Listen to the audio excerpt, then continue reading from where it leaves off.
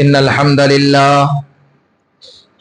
نحمده ونستعينه ونستغفره ونعوذ بالله من شرور أنفسنا ومن سيئات أعمالنا من يهده الله فلا مضل له ومن يضلله فلا هادي له وأشهد أن لا إله إلا الله وحده لا شريك له وأشهد أن محمدا عبده ورسوله يا أيها الذين آمنوا اتقوا الله حق تقاته ولا تموتن إلا وأنتم مسلمون يا أيها الناس اتقوا ربكم الذي خلقكم من نفس واحدة وخلق منها زوجها وبث منهما رجالا كثيرا ونساء واتقوا الله الذي تساءلون به والأرحام إن الله كان عليكم رقيبا يا أيها الذين آمنوا اتقوا الله وقولوا قولا سديدا يصلح لكم أعمالكم ويغفر لكم ذنوبكم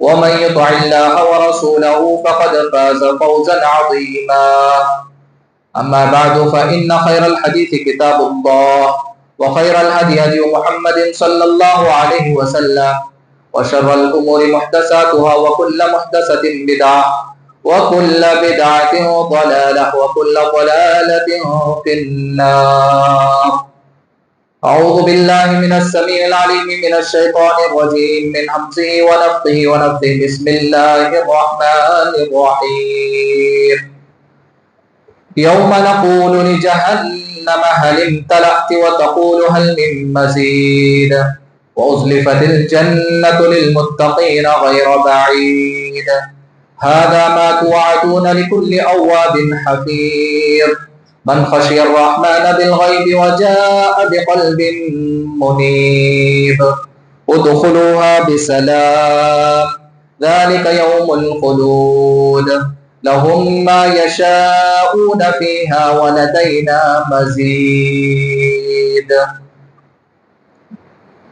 وقال الله عز وجل في موضع آخر بسم الله الرحمن الرحيم يا أيها الذين آمنوا كتب عليكم الصيام كما كتب على الذين من قبلكم لعلكم تتقون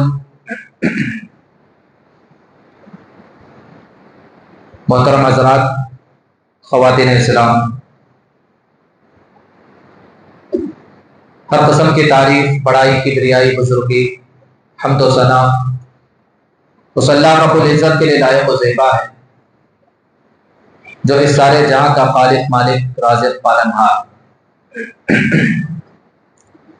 اللہ رب العزت کی حمد و ثنا کے بعد بے شمار درود و سلام ہو اللہ کے سارے ہی برگزیدہ بندوں پر، خصوصیت کے ساتھ ہم انسانوں کے آخری نبی، ساقی کوثر، شافع محشر، امام الانبیاء، سید المرسلین جناب محمد مصطفیٰ صلی اللہ علیہ وسلم پر، جن کی محنت اور کوششوں سے آج ہم اسلام کے سائے میں زندگی بسر کر رہے ہیں۔ اللہم صلی علی محمد وعلی آل محمد کما صلیت علی ابراہیم وعلی آل ابراہیم انک حمید مجید۔ اللہم بارک علی محمد وعلی آل محمد کما بارکت علی ابراہیم وعلی آل ابراہیم انک حمید مجید۔ حاضرین جمعہ، نوجوان ساتھیوں، پیارے بچوں اور پردہ نشین ماں بہنوں، اللہ تعالیٰ کا بے انتہا شکر احسان ہے کہ اس نے ہم سب کو زندگی میں ایک اور مرتبہ رمضان کی باسعادت گھڑیاں نصیب فرمائی۔ رمضان کے مہینے سے میں اور آپ گزر رہے ہیں۔ جو ہی رمضان کا مہینہ داخل ہوتا ہے، دنیا بھر کے مسلمان بڑے ہی جوش و خروش کے ساتھ دن میں روزہ رکھتے ہیں اور رات میں تراویح کا اہتمام کرتے ہیں۔ صبح سے شام تک کھانے پینے سے اور بہت سارے جائز اور ناجائز چیزوں سے آدمی روزے کی حالت میں بچتا ہے۔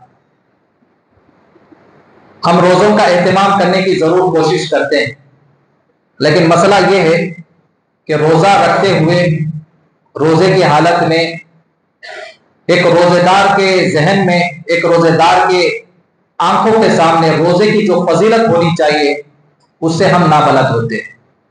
کہنے کو تو صبح سے شام تک روزہ رکھ لیتے، لیکن اس روزے سے اللہ تعالیٰ نے ہمیں کیا عطا کرنے والے، اس روزے سے ہمیں کیا فائدہ ہونے والا، اس روزے کے بدلے اللہ نے ہمیں کیا خوشخبریاں اور بشارتیں سنائی، اس سے ہم بالکل ناواقف ہوتے ہیں، جس کی وجہ سے روزہ رکھنے میں جو ٹیسٹ ہونا چاہیے، جو مزہ ہونا چاہیے، وہ چیز ہمارے اندر محسوس نہیں ہوتی۔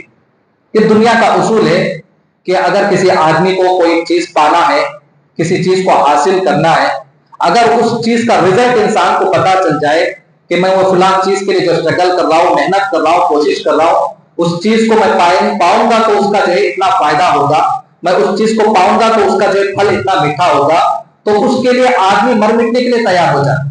کیوں؟ اس کے سامنے اس کو رزلٹ نظر آ رہا ہوتا، اس کو نتیجہ نظر آتا۔ دنیا میں ایسے ہم کتنے اپنے کاروبار کے لیے یا بچوں کی تعلیم کے غرض سے بچے پڑھنے لکھنے کے لیے کہاں جاتے، لاکھوں روپے خرچ کرتے، کیوں؟ انسان کو رزلٹ نظر آتا ہے کہ میرا بچہ 2 سال کے بعد، 4 سال کے بعد جب پڑھے گا لکھے گا تو اس کے بعد اس کی تنخواہ ایسے ہوگی، اس کی سیلری ایسی ہوگی۔ یہ دنیا کا اصول ہے۔ تو ایسے ہمارا روزے کا یہی اصول ہے کہ ہم صبح سے شام تک اللہ کے خاطر نہ صرف حلال چیزوں، حرام چیزوں سے، بلکہ بہت سارے حلال چیزوں سے، جائز چیزوں سے ہم صبح سے شام تک اللہ کے خاطر چھوڑ دیتے ہیں، لیکن ہمیں پتہ نہیں ہوتا ہے کہ اس روزے کے بدلے اللہ نے ہمیں کیا کیا بشارتیں بتائی، اس روزے کے بدلے اللہ نے ہمیں کیا کیا فائدے بتائے، اس روزے کے بدلے اللہ نے ہمیں کیا کیا خوشخبریاں سنائی۔ تو چلیے آج کے جمعے کے خطبے میں چند خوشخبریاں، چند بشارتیں جو اللہ سبحانہ و تعالیٰ نے ایک روزے دار کے لیے بتائی ہے، آج کے خطبے میں آپ کے سامنے ذکر کرنے جا رہا ہوں۔ اللہ سبحانہ و تعالیٰ سے دعا کہ اللہ تعالیٰ مجھ کہنے والے کو اور آپ سننے والوں کو جو بھی فضیلت روزے سے متعلق بتائی جا رہی ہے، ان کا ہمیں صحیح معنوں میں حقدار بننے کی توفیق عطا فرمائے، آمین۔ حضرات، روزے کے سلسلے میں پہلی چیز، پہلی فضیلت یہ ہے، پہلی بشارت یہ ہے کہ پیارے نبی صلی اللہ علیہ وسلم نے فرمایا کہ روزہ ایک ایسی عظیم عبادت ہے، اس کے برابر، اس کے ٹکر کی کوئی عبادت نہیں۔ حدیث میں آتا ہے کہ لا مثل لہ لا عدل لہ، روزہ ایک ایسی عظیم عبادت ہے کہ اس سے تم کسی اور عبادت کو کمپیئر مت کرو، اس کے برابر، اس کے ٹکر کی کوئی اور عبادت نہیں ہے۔ ایک مرتبہ ایک صحابی رسول آتے ہیں جن کا نام حضرت ابو امامہ طاہری رضی اللہ تعالیٰ عنہ، وہ آ کر کہتے کہ اللہ کے رسول صلی اللہ علیہ وسلم ای العمل افضل، پورے اعمال میں، ساری عبادتوں میں، سارے نیکیوں میں سب سے افضل نیکی کون سی ہے، سب سے افضل عمل کون سا ہے؟ تو آپ صلی اللہ علیہ وسلم نے اس صحابی کو نصیحت کرتے ہوئے کہا کہ علیک بالصوم، کثرت سے روزے رکھا کرو، کثرت سے۔ رمضان کے روزے تو فرض روزے رکھنا ہی، اس کے لیے کوئی بہانہ نہیں، اس کے علاوہ سال کے دیگر دنوں میں، سال کے دیگر مہینوں میں کثرت سے نفل روزے رکھا کرو۔ پھر اس کے بعد آپ صلی اللہ علیہ وسلم نے اس صحابی کو بتایا کہ فَإِنَّ لَهُ لَا عِدَلَ لَهُ، فَإِنَّهُ لَا عِدَلَ لَهُ۔ آپ صلی اللہ علیہ وسلم نے فرمایا کہ روزہ ایک ایسی عبادت ہے، اس عبادت کے برابر کوئی اور عبادت نہیں۔ یہ حدیث ہم کو کیا بتاتی ہے؟ یہ نبی کا واقعہ ہم کو کیا بتاتا ہے کہ اللہ تعالیٰ نے روزے کو ایسے اوپر والی عبادت، ایک ایسی عظیم عبادت بنایا ہے کہ اس عبادت کی ٹکر کی کوئی اور عبادت نہیں۔ جب یہ نصیحت حضرت ابو امامہ طاہری رضی اللہ تعالیٰ کو اللہ کے رسول نے کی، تو روایتوں میں آتا ہے کہ اس کے بعد سے، اس نصیحت کے بعد سے ان کے گھر میں دن کے دوران ان کے گھر سے دھواں نکلنا بند ہو گیا۔ کیا مطلب؟ اس زمانے میں لکڑیوں کے چولہے ہوتے تھے، لوگ جو اس زمانے میں کھانا بناتے تھے تو لکڑیوں کے چولہوں سے بناتے تھے، کس کے گھر میں چولہا جلا نہیں چلا دھواں سے پتہ چل جاتا تھا۔ جب یہ نصیحت اس صحابی رسول کو حضرت ابو امامہ طاہری رضی اللہ تعالیٰ کو اللہ کے رسول نے کی، تو اس کے بعد دن میں، رات میں چھوڑیے، دن میں روزے کے وقت جو ان کے گھر سے دھواں نکلنا بند ہو گیا۔ کبھی کسی وقت دھواں نکلتا تو دن میں، تو لوگ اندازہ کر لیتے کہ آج ان کے گھر کوئی مہمان آنے والا، مہمان آ رہا ہے اس لیے جو چولہا جلا۔ تو اتنا جو وہ روزوں کے پابند ہو گئے۔ تو یہ سب سے پہلی فضیلت ہے۔ میں اور آپ روزہ رکھتے ہوئے ہمارے ذہن میں یاد ہونا چاہیے، خیال ہونا چاہیے، نیت ہونی چاہیے کہ میں اور آپ جو روزہ رکھ رہے ہیں ایسی عبادت ہے کہ اس کے ٹکر کی کوئی اور عبادت نہیں۔ اب چلیے دوسری چیز، اس روزے کے اندر اللہ نے بہت سارا خیر رکھا ہے، بہت ساری بھلائیاں رکھی، بہت سارے فائدے رکھے ہیں۔ دین کا فائدہ تو ہے یہ، مرنے کے بعد اس کا اجر تو انشاءاللہ اللہ کے پاس انسان کو ملنے والا ہی ہے، لیکن اس کے علاوہ دنیا کے بھی بہت سارے فائدے رکھے۔ روزے کی حالت میں انسان کے اندر صبر کا مادہ پیدا ہوتا ہے، روزے کی حالت میں انسان کے اندر شکر کا جذبہ پیدا ہوتا ہے۔ وہ کیسے؟ آپ دیکھیں گے کہ صبح سے شام تک آدمی بھوکا پیاسا رہتا ہے، کوئی کھانے کی چیز دیکھتا ہے تو اس کے دل میں آس تو پیدا ہوتی ہے لیکن اس کے قریب نہیں جاتا۔ پانی کو گرتے ہوئے، نل سے پانی کو گرتے ہوئے دیکھتا ہے، شدت کی پیاس لگ رہی ہوتی ہے، اس پانی کی قدر معلوم ہوتی ہے، لیکن قریب نہیں جاتا ہے. یعنی خود بخود انسان روزے کی حالت میں اللہ کا شکر گزار بندہ بن جاتا ہے کہ اللہ، دنیا کے اندر ایسے روزے کے فاقے کرنے والے کتنے لوگ ہیں، صبح سے شام تک یہ بیچارے فاقے کی زندگی گزار رہے ہیں. یعنی غریبی اس کو یاد آتی ہے، غریب لوگ اس کو یاد آتے ہیں، یہ مسکین لوگوں کی غربت اس کو یاد آتی ہے. تو بندہ جو ہے اللہ کا شکریہ ادا کرتا ہے کہ اللہ تو سال بھر مجھے کھلا رہا ہے، ایسے عشرت کی میں زندگی جی رہا ہوں. لیکن روزے کی حالت میں انسان اپنے اوپر جب بھوک اور شدت کی تکلیف محسوس کرتا ہے تو اس کو غریب یاد آتے ہیں اور اس کو جو مسکین یاد آتے ہیں. اور اس کے علاوہ روزے کا اور فائدہ کیا ہے؟ روزے کا فائدہ یہ کہ روزہ دنیاوی فائدہ ہونے کے ساتھ ساتھ اس کے جسمانی اعتبار سے بھی روزہ اس کے لیے صحت مند ہے. حدیث میں آتا کہ سومو تصحو، آپ صلی اللہ علیہ وسلم نے فرمایا کہ روزہ رکھو صحت مند بن جاؤ گے. آدمی صبح سے لے کر شام تک محنت کرتا ہے، دوڑ دھوپ کرتا ہے، اب اس کی تھکان کو دور کرنے کے لیے اللہ نے کیا رکھا ہے؟ نیند رکھا ہے. آدمی ایک رات نہ سوئے کیسا دوسرے دن پاگل کی طرح ہو جاتا ہے. اپنی تھکان کو دور کرنے کے لیے اللہ نے اس کے زندگی میں سسٹم رکھا ہے کہ اپنی تھکان کو دور کرنے کے لیے وہ کیا کرے؟ رات میں آرام کرے. تو ایسے میں آپ سال بھر کھاتے رہتے ہیں، اللہ کی دی ہوئی نعمتیں کھاتے رہتے ہیں، پیتے رہتے ہیں، لیکن اس نظام کو بھی، یہ جو ہاضمہ ہے، یہ جو ہمارا ہاضمے کا نظام ہے، اس کو بھی ایک ریسٹ چاہیے. لیکن اللہ سبحانہ و تعالیٰ نے سال میں ایک مرتبہ ہمیں رمضان کا روزہ، رمضان کے فرض روزے بتا دیے تاکہ جہاں کہیں جو مجھے اور آپ کو آخرت کا ثواب ملتا ہے، ساتھ ہی ساتھ دنیا کا یہ فائدہ بھی ہو جائے کہ میں اور آپ صحت مند بن جائے. یہ دوسرا روزے کا دوسری فضیلت ہے کہ اللہ سبحانہ و تعالیٰ نے اس کے اندر خیر رکھا ہے. اور تیسری فضیلت یہ ہے کہ ہر عبادت کا اللہ نے اجر رکھا ہے. نماز پڑھنے پر اجر، قرآن پڑھنے پر اجر، فلاں کام کرنے پر اجر، عمرہ کرنے پر اجر، حج کرنے پر اجر. ہر چیز کی جو ہے اللہ رب العزت نے ثواب، اجر و ثواب کی لمٹ رکھی ہے. وہ لمٹ کیا ہے؟ اللہ تعالیٰ قرآن مجید میں فرماتے وَمَنْ جَاءَهُ بِالْحَسَنَةِ فَلَهُ عَشْرُ أَمْثَالِهَا مَنْ جَاءَ بِالْحَسَنَةِ فَلَهُ عَشْرُ أَمْثَالِهَا. اللہ فرماتے کہ کوئی بھی انسان کوئی بھی عمل کرتا ہے، نیکی کرتا ہے، تو اس نیکی کا شمار اللہ کہاں سے؟ 10 سے کرتے ہیں. 10 نیکیوں سے اس کا شمار کرتے ہیں. کوئی آدمی نماز پڑھا تو اس کی نیکی 1 سے نہیں، اس کا شمار، اس کی کاؤنٹنگ 10 سے ہوتی ہے. اب اس کا عمل جتنا اچھا ہوتا ہے، اس کا اخلاص جتنا اچھا ہوتا ہے، اس کی نیت جتنی اچھی ہوتی ہے، اللہ تعالیٰ اس کی نیکیوں کو بڑھاتے چلے جاتے ہیں. یہ کون سے اعمال کے لیے؟ روزے کے علاوہ دوسرے اعمال کے لیے. لیکن جب روزے کی بات آئی تو اللہ تعالیٰ نے اس روزے کے اجر کو اللہ نے چھپا کے رکھا، اس روزے کے ثواب کو اللہ نے چھپا کے رکھا ہے، مخفی رکھا ہے، پوشیدہ رکھا ہے. کیوں میرے بھائی؟ اس لیے کہ دوسری جو عبادتیں ہوتی ہے انسان کتنا بھی چھپا کر کرے، کوئی نہ کوئی جو اس کو دیکھ لیتا ہے. آدمی نماز پڑھتا ہے، دنیا والے دیکھ لیتے ہیں. ہو سکتا ہے نفل نماز، سنت نماز گھر میں چھپ کر پڑھے، لیکن فرض نماز اس کو جماعت کے ساتھ مسجد میں آ کے پڑھنا ہے، دنیا والے دیکھتے ہیں. آدمی صدقہ و خیرات کرے، کتنے بھی رات کے اندھیرے میں جا کے چھپا کر دے، لیکن کم سے کم لینے والے کو پتا چلتا ہے کہ دینے والا کون ہے. اسی طرح آدمی حج عمرے کے لیے جاتا ہے، دنیا والوں کو پتا چلتا ہے کہ فلاں صاحب حج کے لیے گئے، عمرے کے لیے گئے. اس طرح ہر عبادت آپ اٹھا کر دیکھیے کہ آدمی کتنا بھی چھپا کر کرنے کی کوشش کرے، لیکن کسی کو کسی نظر پڑ جاتی ہے، کسی کو کسی خبر ہو جاتی ہے. لیکن روزہ ایک ایسی عبادت ہے، جب تک بندہ روزے دار یہ نہ کہے کہ انا صائم، میں روزے سے ہوں، سامنے والے کو پتہ نہیں چلتا. صبح سویرے سحری کرتا اپنے گھر میں، اس وقت سے لے کر شام تک وہ بھوکا پیاسا اور بھی بہت ساری جائز اور ناجائز چیزوں سے بچا رہتا ہے. تو ایسے موقع پر کسی کو پتہ بھی نہیں چلتا کہ وہ روزے سے ہے یا نہیں. اتنی مخفی اور پوشیدہ انداز میں اللہ کی وہ عبادت کرتا ہے، اور اس عبادت کے اندر ریاکاری کے اندیشے بھی بڑے کم ہوتے ہیں. دوسری عبادتیں جیسے نماز پڑھ رہے کوئی صاحب داخل ہو گئے، ہو سکتا ہے کہ ہماری قرات اچھی بن جائے، ہماری عبادت اچھی بن جائے، ہمارا رکوع اچھا بن جائے، ہمارا سجدہ لمبا ہو جائے کسی کو دکھانے کے لیے. اور دوسری عبادتوں میں ریاکاری کے شبے ہو سکتے ہیں. لیکن روزہ ایک ایسی عبادت ہے کہ لیے ہم کس کے دکھاوے کے لیے رکھیں، کس کے دکھاوے کے لیے رکھیں. تو اس لیے نبی علیہ الصلوۃ والسلام نے فرمایا کہ روزے کی تیسری فضیلت ہے کہ جب بندہ اللہ کے خاطر روزہ رکھ رہا ہے تو اللہ اس کا اجر بھی کیا کریں گے؟ چھپا کے رکھے.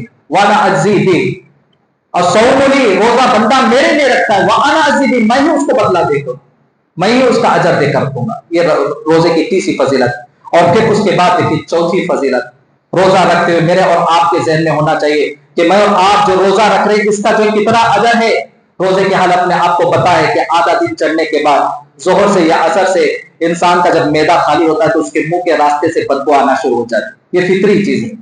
انسان کا جب معدہ پیٹ خالی ہو جاتا ہے تو منہ کے راستے سے بدبو آنا شروع ہو جاتی ہے. یاد رکھیے یہ بدبو ایک بازو والے کے لیے، آپ کے بھائیوں کے لیے، دوسرے انسانوں کے لیے یہ بدبو ہو سکتی ہے، لیکن نبی اکرم صلی اللہ علیہ وسلم نے فرمایا روزے کی حالت میں روزے دار کے منہ سے نکلنے والی یہ بدبو اللہ کے لیے مشک کی خوشبو سے زیادہ پسندیدہ ہے. یہ انسانوں کے لیے بدبو ہے، یہ انسانوں کے لیے کراہت کی چیز ہے، کراہت کی چیز ہے، لیکن یہ منہ سے نکلنے والی روزے کی حالت میں روزے دار کے منہ سے نکلنے والی بدبو یہ اللہ کے لیے کیا ہے؟ مشک. یہ بہت قیمتی عطر ہوتا ہے، خوشبو ہوتی ہے، اس سے کہیں زیادہ اللہ کو پسند ہے. تو یہ چیز بھی ہمارے ذہن میں ہونی چاہیے. اور اسی طرح روزے کے تعلق سے آپ صلی اللہ علیہ وسلم نے یہ بھی فرمایا للصائم فرحتان، ہر روزے دار انسان کے لیے، ہر روزہ رکھنے والے انسان کے لیے دو خوشی کی گھڑیاں ہوتی ہیں. دو خوشی کی گھڑیاں ہوتی ہے. فرحت عند فطر، ایک خوشی کی گھڑی کیا ہے؟ افطاری کے موقع پر صبح سے لے کر شام تک 12-13 گھنٹے روزہ رکھا ہے، افطار کے لیے بیٹھا ہوا ہے، دسترخوان سجا ہوا ہے، اب تک میں اذان ہونے والی ہے، روزہ کھولنے والا ہے، تو اس موقع پر بھوک اور پیاس کی جو شدت ہوتی ہے، بسم اللہ کہہ کر جو اللہ کا نام لے کر کھجور کھاتا ہے، پھر اس کے بعد جو پانی پیتا ہو، تو اس موقع پر انسان کو جو خوشی نصیب ہوتی ہے یہ روزے دار کے لیے بہت ہی پیاری خوشی ہوتی ہے. یہ انسان کے لیے بہت ہی فرحت اور خوشی کا موقع ہوتا ہے. اور ایک موقع کون سا ہے؟ آپ صلی اللہ علیہ وسلم نے فرمایا کہ للصائم فرحتان، فرحت عند فطرہ وعند لقاء ربہ، اور دوسرا خوشی کا موقع ہے مرنے کے بعد اللہ سے ملاقات کرتے ہوئے. ایک تو خوشی کا موقع روزے دار کے لیے دسترخوان پر بیٹھ کر افطاری کرتے وقت، اور دوسرا خوشی کا موقع مرنے کے بعد جب انسان اللہ کے پاس جا کر ملے گا اس وقت بھی اس کو خوشی ہوگی. کیوں؟ اس لیے کہ سارے اعمال کا، دوسرے اعمال کا اجر دنیا میں بتا دیا گیا ہے، لیکن روزے کا اجر اللہ نے چھپا کے رکھا ہے. روزے دار کے دل میں خواہش ہوتی ہے کہ میں اللہ سے جا کے ملوں، اللہ نے میرے لیے کیا اجر رکھا ہے، اللہ نے میرے لیے کیا ثواب رکھا ہے، کیا بدلہ رکھا ہے، اللہ سے ملنے کی امید رکھتا ہے. یہ دو خوشیاں، یہ دو گھڑیاں انسان کے لیے بڑی خوشی کے موقع ہوتے ہیں روزے دار کے لیے. اسی لیے جو ہے نبی اکرم صلی اللہ علیہ وسلم نے ہمیں روزہ افطار کرنے کے بعد ایک دعا سکھائی. وہ دعا ہم پڑھتے نہیں ہیں، وہ دعا ہمیں پڑھنے کا اہتمام کرنا چاہیے. وہ دعا کیا ہے؟ ذهب الظمأ وابتلت العروق وثبت الاجر انشاءاللہ. افطار کرنے کے بعد ہمارے نبی نے ہمیں یہ دعا سکھائی کہ روزے دار افطار کرنے کے بعد یہ دعا پڑھے. ذهب الظمأ، بندہ افطار کرنے کے بعد دعا کرتے ہوئے اللہ سے کہتا ہے کہ اللہ ذهب الظمأ، پیاس بجھ گئی، وابتلت العروق، میرے جسم کی رگیں بھیگ گئی. صبح سے شام تک کچھ کھائے پیے بغیر انسان کی رگیں سوکھ جاتی ہے، خشک ہو جاتی ہے، لیکن جب روزے کی حالت میں، جب افطار کی حالت میں جب کھا لیتا ہے تو اس کا پوری رگیں جو تر ہو جاتی ہے، بھیگ جاتی ہے. پھر اس کے بعد بندہ کہتا ہے وَثَبَتَ الْأَجْرُ انشاءاللہ، اے اللہ مرنے کے بعد یہ روزے کا اجر تیرے پاس انشاءاللہ باقی رہے گا. تو یہ دعا بتائی گئی. پھر اس کے بعد دیکھیے ایک چھٹویں چیز، لِلصَّائِمِ دَعْوَةٌ لَا تُرَدُّ. روزے کی فضیلت کی چھٹویں بات یہ ہے کہ روزے کی حالت میں اللہ سبحانہ و تعالیٰ نے روزے دار کی ایک ایسی دعا رکھی، ایک ایسی دعا، قبولیت کی دعا رکھی، اس کی دعا کو رد نہیں کیا جاتا. میرے لیے، آپ کے لیے افسوس کی بات ہے، ہم افطاری کے موقع پر بیٹھے رہتے، ادھر ادھر کی گپ شپ کی باتیں کرتے رہتے. کتنا بہترین موقع ہے آدمی، ایک تو یہ کہ روزے کی حالت میں، اور دوسرا موقع یہ کہ افطاری کا موقع، یہ دعا کی قبولیت کا موقع ہے. آج انسان کے پاس کتنے مسائل ہیں، ہم سارے لوگوں کو، دنیا والوں کو بولتے پھرتے، میری پریشانی، میرا یہ مسئلہ ہے، میرا یہ ٹینشن ہے، لیکن اللہ کے سامنے ہاتھ اٹھائے. اللہ تعالیٰ فرماتے ہیں وَإِذَا سَأَلَكَ عِبَادِي عَنِّي فَإِنِّي قَرِيبٌ أُجِيبُ دَعْوَةَ الدَّاعِ إِذَا دَعَانِ فَلْيَسْتَجِيبُوا لِي. اللہ جہاں روزوں کا تذکرہ کیے ہیں، جہاں رمضان کا تذکرہ کیے ہیں، اسی کے فوراً بعد اللہ تعالیٰ نے دعا کا ذکر کیا، یہ بتانے کے لیے کہ جس طرح روزوں کا تعلق رمضان سے ہے، اسی طرح یہ تمہاری دعا کا تعلق بھی رمضان سے ہے. رمضان کی گھڑیوں میں، اور خاص طور پر افطاری کے وقت دسترخوان پر بیٹھ کر آدمی دعائیں کرتا ہے تو اس کی دعائیں جلد قبول ہوتی ہے. تو لہٰذا مجھے اور آپ کو روزے کی حالت میں افطاری میں جب بیٹھیں، کھانے پینے کی چیزیں ضرور رکھیں، لیکن جو وقت ہوتا ہے دعا کی قبولیت کا، اس وقت جو ہے اللہ سے دعا کرے. اور دعا کرنے کا طریقہ کیا ہے؟ سب سے پہلے جس اللہ رب العزت سے آپ مانگ رہے اس اللہ کی تعریف کرے. ایسا نہیں کہ ہاتھ اٹھا کر فوراً سے اپنی چیزیں مانگنا شروع کرے. سب سے پہلے جیسے ایک بھکاری بھی کسی کے یہاں جاتا ہے تو سب سے پہلے مانگنے والے سے اس کی تعریف کرتا ہے، ویسے اللہ کی ہم تعریف کریں. اگر تعریف نہیں آتا ہے، تعریف کرنا نہیں آتا ہے، تو اب سورۃ الفاتحہ پڑھ لے. سورۃ الفاتحہ میں اللہ کی تعریف ہے. یا قل هو اللہ سورہ پڑھ لیجئے، اس کے اندر جو اللہ کی تعریف ہے. یا اسی طرح جو آیت الکرسی پڑھ لیجئے، اس کے اندر اللہ کی تعریف ہے. سب سے پہلے اللہ کی تعریف کرنا ہے. اور دوسرے نمبر پر کرنا کیا ہے؟ نبی صلی اللہ علیہ وسلم پر درود بھیجنا ہے. یہ دعا مانگنے کا ادب ہے۔ اور تیسرے نمبر پر اپنے لیے جو بھی جائز چیزیں حلال چیزیں اللہ سے مانگے۔ یہ دعا کرنے کا طریقہ ہے کہ اللہ کی تعریف کرے، نبی پر درود بھیجے، پھر اس کے بعد جو ہے اپنے لیے جو مانگنا ہے مانگے۔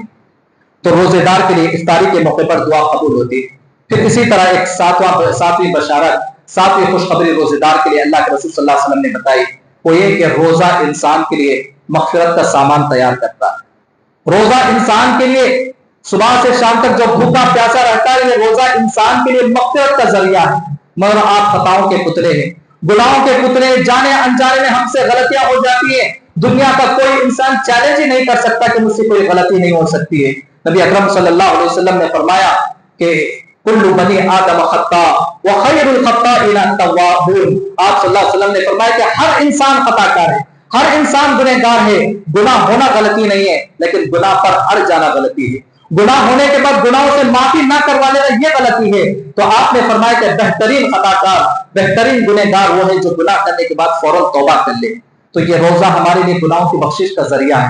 من صام رمضان ایمانا واحتسابا غفر له ما تقدم من ذنبه۔ پیارے نبی صلی اللہ علیہ وسلم نے فرمایا کہ جو آدمی ایمان اور یقین کے ساتھ اور اللہ سے اجر کی امید لگا کر کوئی آدمی رمضان کے روزے رکھتا ہے، غفر له ما تقدم من ذنبه، یہ رمضان کے روزے اس کے لیے پچھلے سارے چھوٹے موٹے گناہوں کے لیے مغفرت کا ذریعہ بنتی ہے۔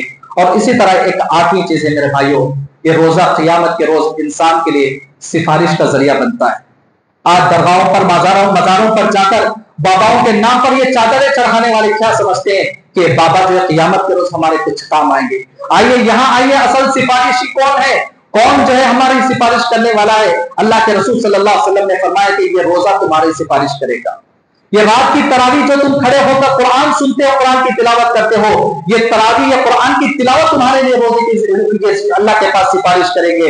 حدیث میں آتا ہے کہ نبی علیہ الصلوۃ والسلام نے فرمایا کہ روزہ اللہ کے سامنے کھڑے ہو جاتا ہے، اللہ کے سامنے حاضر ہوتا ہے اور کہتا ہے کہ اے اللہ، یہ بندہ جو تیرے سامنے کھڑا ہے، اس کو میں نے دنیا میں کھانے پینے اور بہت سارے شہوات سے روکے رکھا، فشفعنی، اللہ تو میری جانب سے اس کی سفارش قبول کر۔ کون؟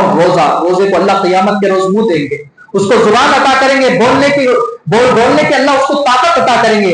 روزہ اللہ تعالیٰ کے سامنے روزے دار کے حق میں سفارش کرے گا کہ اللہ، صبح سے لے کر شام تک میں اس کو کھانے پینے سے اور بہت ساری چیزوں سے اس کو روکے رکھا، میری جانب سے اللہ تو سفارش قبول کر لے۔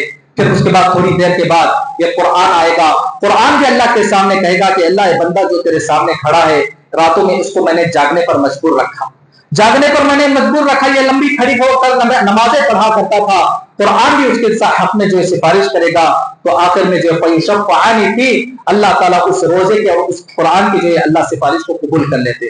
تو یہ روزے کی ایک اور فضیلت ہے کہ روزے دار کی جو ہے اللہ رب العزت روزہ جو ہے انسان کے لیے سفارش کرے گا۔